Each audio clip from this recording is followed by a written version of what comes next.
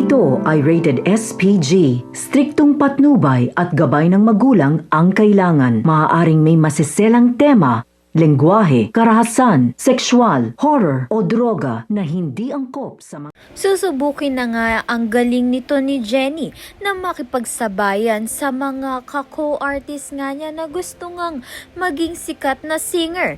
Si Megan nga ang makakalaban nga niya sa sing-off. Sa galing nga nito ni Jenny ay matatalo niya nga itong si Megan.